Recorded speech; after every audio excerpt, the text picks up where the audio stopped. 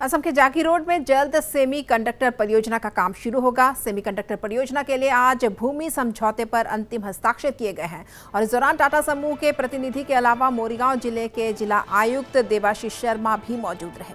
यहाँ बता दें कि टाटा समूह ने जाकी रोड में सेमीकंडक्टर संयंत्र के लिए 27,000 करोड़ रुपए का निवेश किया है। 3 अगस्त को यहाँ भूमि पूजन होगा और इस संयंत्र में 30,000 युवक युवतियों को रोजगार मिलेगा। We are very excited. Thank you for this opportunity. আজি মৰিগাঁৱৰ আমাৰ জিলাখনৰ বাবে নহয় সমগ্ৰ অসম তথা ভাৰতবৰ্ষৰ বাবে এটা অত্যন্ত ঐতিহাসিক এটা দিন।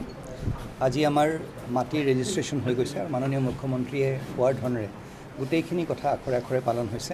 527.17 বিঘা মাটি আমি তেওঁলোকৰ নামত আমি ৰেজিষ্ট্ৰেশ্যন কৰি দিছোঁ আৰু ৰঞ্জন বন্দ্যোপাধ্যায় ডাঙৰীয়া আহিছে টাটাৰ তৰফৰ পৰা, তেওঁলোকৰ গোটেই টীমটো আহিছে। টিমটো আহি আমাৰ যোনখিনি অফিচিয়েল যোনখিনি ফৰ্মেলিটিজ আছিলে গোটেইখিনি পূৰা কৰা হৈছে আৰু ডাঙৰীয়াই কৈছে যে অতি শীঘ্ৰেই তেওঁলোকে ইয়াত কাম আৰম্ভ কৰিব আৰু মই তেওঁলোকক আমাৰ জিলা প্ৰশাসনৰ হৈ আন্তৰিক ধন্যবাদ জনাইছোঁ আৰু সমগ্ৰ মৰিগাঁওবাসী ৰাইজলৈ মই মোৰ আন্তৰিক অভিনন্দন।